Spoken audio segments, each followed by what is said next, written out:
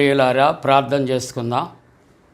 మమ్ములను మిక్కిలి ప్రేమిస్తున్న పరలోకపు తండ్రి, మీ పరిశుద్ధ నామానికి వందనాలు, స్తోత్రాలు. ఈ ప్రాతకాల ఆరాధన అంతటిలో కూడా ఏకీభవించుచు నాయనా కీర్తనలు తండ్రి పాడుచు, ప్రభా లేఖనాలు చదువుచు, నీ వాక్య ధ్యానాల్లో తండ్రి మిమ్మల్ని తండ్రి గణపరచుచు ఉన్న ప్రతి కుటుంబాన్ని దీవించండి. మీ పరిశుద్ధాత్మ కార్యాలు తండ్రి నాయనా మీరు మాకు జరిగించమని ప్రార్థిస్తున్నా. నాయనా ఆత్మతో సత్యముతో మిమ్మల్ని ఆరాధించినట్లు కృప చేయమని ప్రార్థన చేస్తూ యేసు ప్రభువారి పరిశుద్ధ నామమున వేడుకొనుచున్నాము తండ్రి, ఆమేన్.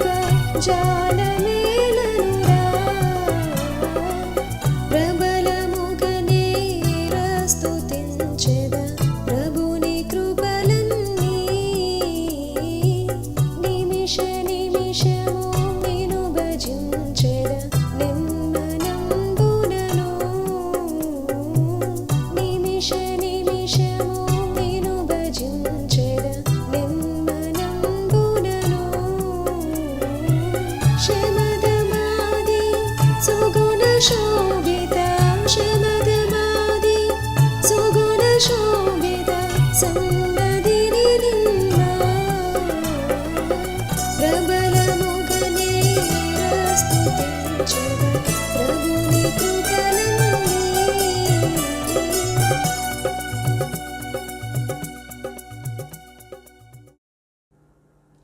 ప్రియులారా, ఈ ఉదయకాలపు ఆరాధన కొరకు ఏర్పాటు చేయబడిన పరిశుద్ధ లేఖన భాగాన్ని మనం కలిసి చదువుకుందాం. అందరం కూడా పరిశుద్ధ గ్రంథాలు తెరచి 106వ సంకీర్తన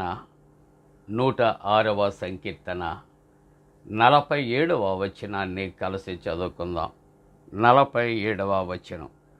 యెహోవా మా దేవా, మమ్మను రక్షింపుము. మేము నీ పరిశుద్ధ నామమునకు కృతజ్ఞతాస్తుతులు చెల్లించినట్లును, నిన్ను స్తుతించుచు మేము అతిశయించినట్లును అన్యజనులలో నుండి మమ్మను పోగు చేయము. ప్రియులారా, ఈ ఉదయకాలపు ఆరాధనలో పాల్గొని ప్రభువుని ఇట్టి రీతిగా ఆరాధిస్తున్న ప్రతి కుటుంబానికి ప్రభు పేరిట శుభాలు. జన్మదినాలు, వివాహ దినాలు జరుపుకుంటున్న మీ కుటుంబాలకు మరి పండు prince and sisters YouTube channel ద్వారా ప్రభు పేరిట శుభాకాంక్షలు మేము తెలియచేస్తూ మీ కొరకు ప్రార్థన చేస్తూ ఉన్నాం. ప్రభు మిమ్ములను దీవించునుగాక. ఈ దినము దేవుని యొక్క వాక్యాన్ని మనం చదువుకున్నాం. వాక్యాంశాన్ని ప్రార్థనాపూర్వకంగా ఆలోచన చేస్తూ ఉంటున్నప్పుడు అతిశయించుట ఎందుకు అంటే దేవునిని స్తుతించుటకు. ఈ ఉదయకాలం ప్రభు కీర్తనకారుడితో ఒక చక్కటి వాక్యాంశాన్ని కీర్తనకారుడి ద్వారా మనతో మాట్లాడుతూ ఉన్నాడు. ఇక్కడ అతిశయించుట ఎందుకు అంటే దేవునిని స్తుతించుటకు అనే ఒక మాట మనం కలిసి ధ్యానం చేస్తున్నాం. దేవుని యొక్క వాక్యములో అతిశయించుట నాకు తగదు అని భక్తుడు మాట్లాడుతున్నాడు. అంతేకాకుండా అతిశయము అనేది మానవుని యొక్క జీవితానికి ఒక అహంకార దృష్టి అని మనం జ్ఞాపకం చేసుకుంటూ ఉన్నాం.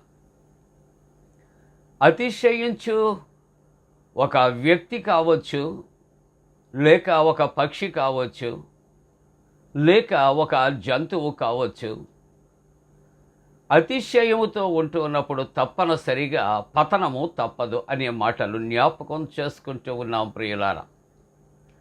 కాబట్టి ఇక్కడ అతిశయించుట దేని కొరకు అంటే దేవునికి లేక దేవునిని స్తుతించుటకు అనే మాట ఇక్కడ చెప్పబడుచున్నది. లోకమును బట్టి అతిశయించొద్దు, లోకములో ఉన్నవాటి యందు అతిశయించొద్దు, నీవు లోకము కొరకు అతిశయించవద్దు. మరి దేని కొరకు అతిశయించాలి? మన దేవుని మనం స్తుతించటానికి అతిశయించాలి. యెహోవా తమకు దేవుడు కాగలిగిన జనులు ధన్యులు అని దేవుని వాక్యములో సెలవిస్తూ ఉంటూ ఉన్నది. కాబట్టి మన అతిశయము ఎవరి పట్ల అంటే మన దేవుని పట్ల, ప్రభువైన యేసుక్రీస్తు పట్ల. కాబట్టి లోకము అందలి సమస్తమైన వాటి పట్ల కాదు, కానీ అతిశయము అనేది ప్రభువునందు మాత్రమే అతిశయించాలి అని దేవుని యొక్క వాక్యం. పరిశుద్ధ గ్రంథములో అనేక మంది ఉన్నారు. వారు మనము కీర్తనలో మనం చూస్తూ ఉన్నప్పుడు 20 కీర్తన 7వ వచనం, 20వ కీర్తన 7వ వచనం. కొందరట రథములను బట్టి అతిశయిస్తారు, కొందరు గుర్రములను బట్టి అతిశయిస్తారు. అలాగునే ఇర్మియా గ్రంథములో 9వ అధ్యాయములో 23వ వచనములో జ్ఞాని అయిన వాడు తన జ్ఞానమును బట్టి అతిశయిస్తాడు అని వ్రాయబడుతున్నది. శూరుడు అయినటువంటి వాడు శౌర్యమును బట్టి అతిశయిస్తాడు అని చెప్పబడుచున్నది. ఐశ్వర్యవంతుడు తన ఐశ్వర్యమును బట్టి అతిశయిస్తాడు. ఇప్పుడు ఈ యొక్క 5 మాటలు మనం ఒక్కసారి జ్ఞాపకం చేసుకుంటూ ఉన్నప్పుడు అతిశయించుచు ఉన్నటువంటి రథములు కానీ లేక గుర్రములు కానీ ఒక దినాన్న అవి కూలిపోతాయి అనే మాట మనం జ్ఞాపకం చేసుకుంటున్నాం. అలాగనే జ్ఞాని అనేటువంటి వ్యక్తి యొక్క జ్ఞానము ఎంతవరకు ఉంటుంది? తన జ్ఞానము చేత తను రక్షించబడుతున్నాడా? శూరుడు తన శౌర్యమును బట్టి తను రక్షింపబడుచు ఉన్నాడా? ఐశ్వర్యవంతుడు తన ఐశ్వర్యమును బట్టి అతడు జీవించటానికి ఆస్కారము ఉంటూ ఉన్నదా?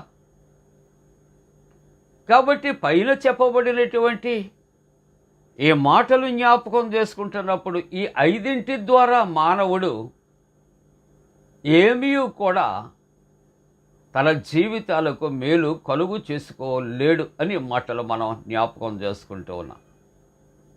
కాబట్టి గుర్రములను బట్టి, రథములను బట్టి, జ్ఞానమును బట్టి లేక ఐశ్వర్యమును బట్టి, శౌర్యమును బట్టి అతిశయించుట కాదు. ఇవన్నీ కూడా ఒక దినాన్న గతించిపోతాయి ప్రియులారా. మానవుని యొక్క జ్ఞానము దేవుని యొక్క వెర్రితనముతో సమానము అంటున్నాడు. జ్ఞానులను సిగ్గుపరచుటకు దేవుడట వెర్రి వారిని ఏర్పాటు చేసుకున్నాడు అని దేవుని యొక్క వాక్యం. పరిశుద్ధ గ్రంథములో మనం చూస్తూ ఉన్న ఫరో యొక్క రథములు కానీ గుర్రములు కానీ కోల్చబడినట్లుగా ఎర్ర సముద్రములో ముంచబడినట్లుగా మనం చదువుకున్నటువంటి వాక్య భాగములే కదా. కాబట్టి మనము ఎవరి యందు అతిశయిందాము? దేవుని యొక్క వాక్యము అంటుంది 34వ కీర్తన 2వ వచనములో అంటుంది, యెహోవాను బట్టి నేను అతిశయించుచున్నాను. సృష్టికర్తను బట్టి మనము అతిశయించాలి. జీవాధిపతిని బట్టి మనము అతిశయించవలసినటువంటి అవసరత ఉంది అని దేవుని యొక్క వాక్యం. అందుకే కొరింథీయులకు రాసిన మొదటి పత్రిక 1వ అధ్యాయము 27వ వచనములో చూస్తే, ఏ శరీరియు కూడా దేవుని ఎదుట అతిశయించకూడదు.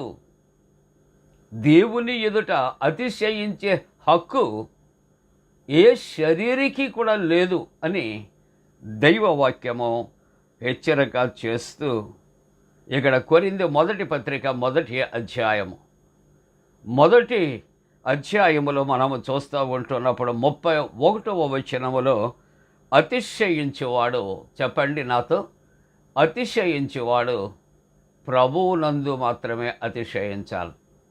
ఈ ఉదయకాలపు ఆరాధనలో ప్రభు యొక్క నామాన్ని గణపరుస్తున్న ప్రియ కుటుంబీకులారా, విశ్వాసులారా, దేవుడు మన జీవితాల్లో అనేక రకాలైన తలాంతులు ఇచ్చి ఉంటుడుగా, ఇచ్చిన దేవుని యందు మాత్రమే అతిశయిందాం తప్ప మనకున్నటువంటి తలాంతులను బట్టి కానీ తలంపులను బట్టి కానీ మనకి ఉన్నటువంటి అష్టైశ్వర్యాలను బట్టి కానీ మనం అతిశయించ తగదు. ప్రభు అయిన క్రీస్తునందు మాత్రమే మనము అతిశయించాలి అని దేవుని వాక్యం. చిన్న ఇలస్ట్రేషన్ మనం జ్ఞాపకం చేసుకుంటూ ఉన్నప్పుడు ఒక కుందేలు, ఒక తాబేలు, ఈ రెండూ కూడా పోటీ పడ్డాయట. మనం ఇద్దరము కూడా ఇక్కడ బయలుదేరి పలానా స్థలానికి మనం వెళ్ళాలి, మన ఇద్దరిలో ఎవరు ముందు వెళ్ళిపోతారో అని బెట్ అవి వేసుకున్నాయట.